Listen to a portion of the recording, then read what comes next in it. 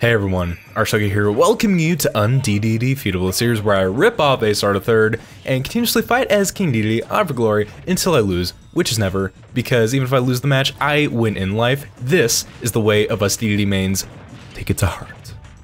So as always, I guess in typical UnDDD fashion, at this point, I'm going to be talking about something that has absolutely nothing to do with on screen right now. But seriously, guys, real talk, do you ever have those moments in life where one bad thing happens and it basically just sets off like a chain reaction of like really poopy things to follow, like one after the other, and in my case kind of literally? Well, have I the tale for you. So yesterday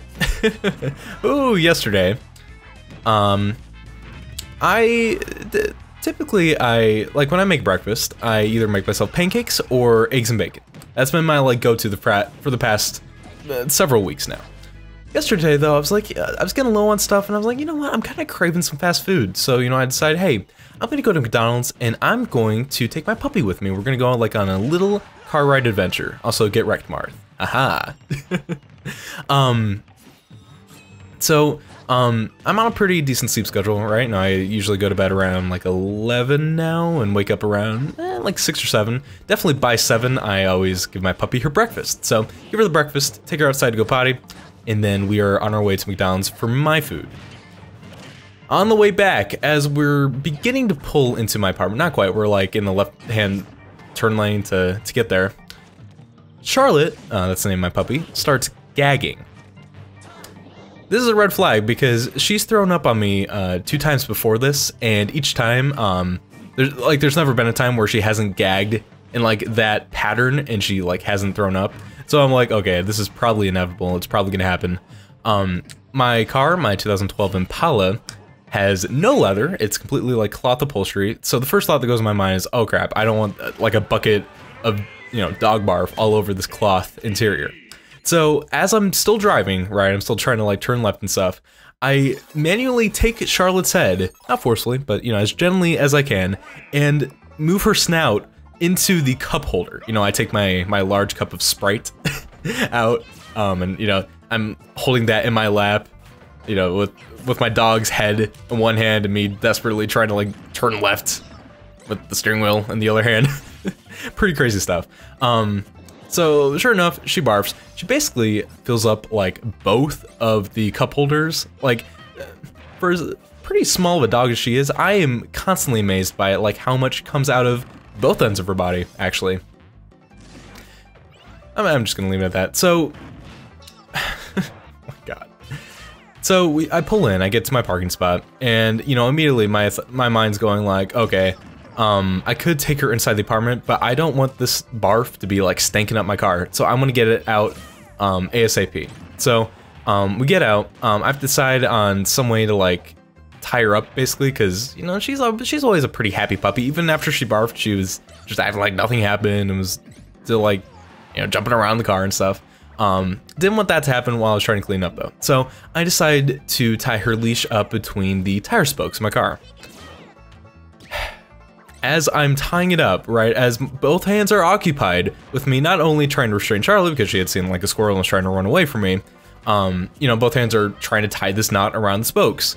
At the exact same time, my nose is like, yo bro, did you order Niagara Falls? Because you're gonna get it. My nose bleeds uncontrollably, right? It's going down like my face, both my arms, it's getting onto my hands, dripping on the ground stuff. Like I don't know if I've ever had a bloody nose that's bled like that much. And again, both my hands are tied up, so I can't just drop what I'm doing and go to plug it up because, you know, again, I'm trying to restrain the puppy and tie her up. So I have to complete doing what I'm doing, which is getting very hard, you know, with her trying to fight me and just, you know, dealing with the blood. But I do it. And so I'm going to clean it up. And I empty the Sprite cup and I just hand scoop as much of the barf as I can into the cup. The worst part about it was that it was like half solid, half liquid, so I got all the chunks, but I didn't get like the soup at the bottom. So at that point, you know, I go to dump the cup in the dumpster. I go to, you know, once again, take her out to go potty. We do that before and after every car ride. And then I take her inside. Now here's the first mistake, right? I guess first mistake was going to get McDonald's, apparently. But second mistake, I guess, was not killing her up. You know, I was only out there in total for like 3 or 4 minutes because I just had to take some Clorox bleach wipes and just wipe up the rest of the barf. And, well, it wasn't too bad. It really didn't take that long. What I didn't realize was that in that like 4 minutes that I was out just finishing cleaning the mess, I would walk into the apartment afterwards to find not 1, not 2, but 3 giant piles of diarrhea in my living room, which is, mind you, 100% carpeted. Yeah. Also, I do want to preface this. This episode is brought to you by the letter L for lag, because Lord knows we are definitely in lag city. From here on out, I could not find a match with like an awesome connection. This one has not only lag spikes, but like I think like maybe a 1/4 second input delay on it. Just, oh, it was actually the worst. It was actually the worst. But anyway, back to the story. So yeah, I mean, it was the type of mess where, and you know, at that point I was not a very happy camper. You know, obviously, you know, she couldn't help it. And the fact that, you know, she had, you know, diarrhea and she was throwing up, obviously she was sick with something. Luckily today, she's been totally fine. Like, she still had an appetite yesterday, but like today, you know, she is still eating all her food. She hasn't barfed or had any diarrhea, like, at all. So that's fine. But yeah, obviously yesterday she couldn't have helped it. She was sick with something, but still, it really sucked. And the worst part about the living room mess was that it was the type— ooh, get wrecked, Diddy Kong. It was the type of mess where, like, no matter how delicately you try to clean it up, it just got like more and more like embedded into the carpet. Ugh. So then I had to take like a carpet cleaner and then like a specific pet stain remover formula. Excuse me, I burped. Woo! Christ almighty. And you know, and it took a pretty long time for me to just scrub and scrub and finally get the stains out. Then it doesn't end there, right? That concludes the literal poopy part, but the actual poopiness, also nice, nice air dodge read there. The actual poopiness is just beginning, because then I go on, you know, it was like the beginning of the month, so at every beginning of the month I always write out a bunch of checks and pay some bills, you know, some grown-up poop. And man, maybe this episode should be brought to you by the letter poop, or by the letter poop. That stands for P. Also, what is my deal with getting spiked on this episode? What is my deal? So I go to write some checks, find out that mysteriously $500 is missing from my bank account.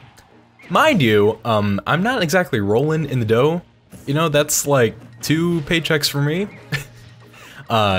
So that was a little concerning. Go to the bank and find out basically some complicated stuff. I was able to get it taken care of. Basically, it was handled and not something I have to worry about now.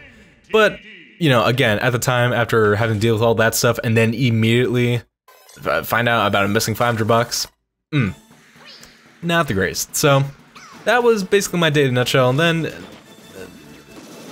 I don't know. Then basically, it just kind of made me not be very productive. Also, okay, yes, this match is sped up. This was by far the worst, laggiest match I've ever faced. I don't know why. Like, this is the same Diddy that we fought. I don't know why I stayed with him, because clearly he does not have a good connection.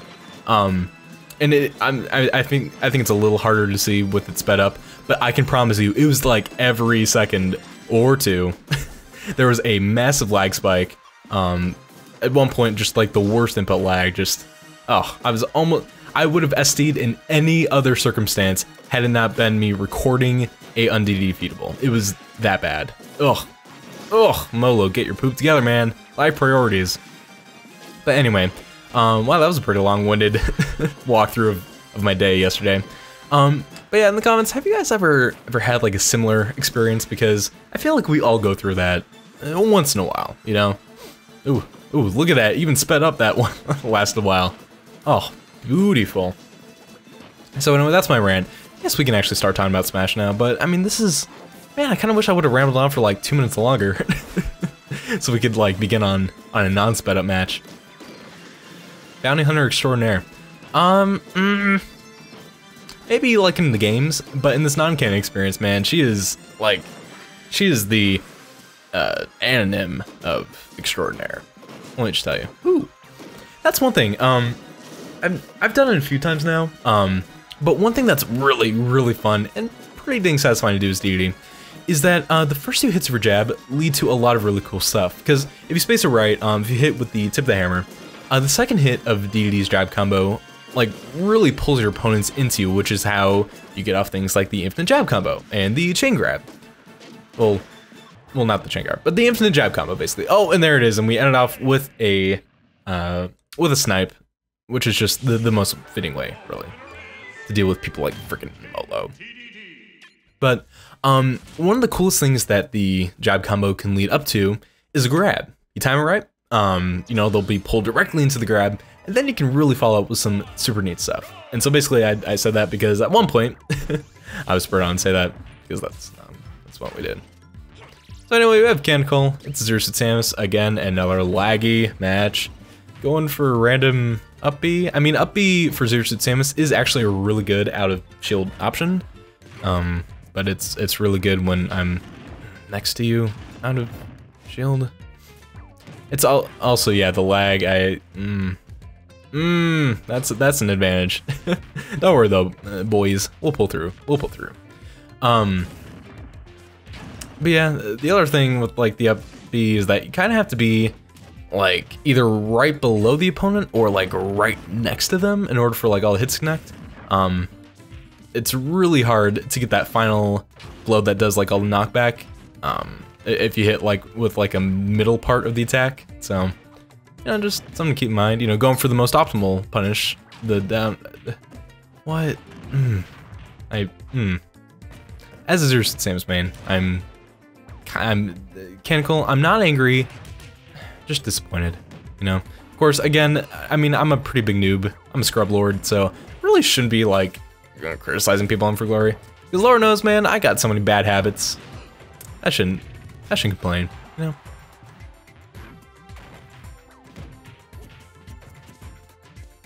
Don't mind me. I'll just, you know, I'll take a break from talking and just kind of just soak in the beauty of Mechanical. I mean, either way, whether they're bad or good, just Zero Suit Samus, man, the bay to end all bays, really, when it comes down to it. She's not, I wouldn't put her as like waifu material. I mean, I guess technically she is a space waifu. You know, I mean, her games take place in science fiction, then different planets in space. But there's really only one space waifu. You know, regular waifu definitely goes to Peach, or Zoroldo. Zoroldo's a really good pick too. But in terms of like Beatude, you know, I think that's really where Zero Suit's rocking it. You know, can you agree with me, fellas? I mean, also she's, you know, she's got the ponytail going on, which for me is like I'm slayed. You know, you got freckles and a ponytail. Oh man, I mean, you've already won me over, basically. Oh. Also, any other character that wasn't Little Mac and didn't have a jab one, a frame one jab, probably would have gotten off that third chain grab. Oh well. Also, again, guys, I'm sorry, I'm still kind of getting over a cold, so I have a lot of phlegm. It really sucks, man. So much bad stuff. Yeah, especially like yesterday too. Like my allergies were just going haywire. Plus, I was like coughing a ton too. It just, man, not a pleasant experience yesterday. You know? Ooh, sniped, kind of. I really don't consider it a snipe if you get them anywhere above the stage though. You know, it's definitely got to be like, or not. Well, below works too. But really, what I want to say is off the sides. So, also, I realize you probably didn't realize you were missing that jump, but the key to recovering typically is going to the ledge. In that case, they probably could have gotten away with just using down B and bouncing off the wall. But I know I've been in that situation where I've forgotten that I can do that with Zero Suit Samus's down B and tried to go for the up B instead. So, you know, again, I'm a plebeian of the highest degree, so I won't give you too much poop. Mechanical. If he had a YouTube channel, that's what I would call it. Also, optimal double forward smash. Everyone knows it's the ZSS true combo. Or not. No. Just really hoping for that Gordo to connect if I hit with the hit lag, the down tilt. Not quite the case though.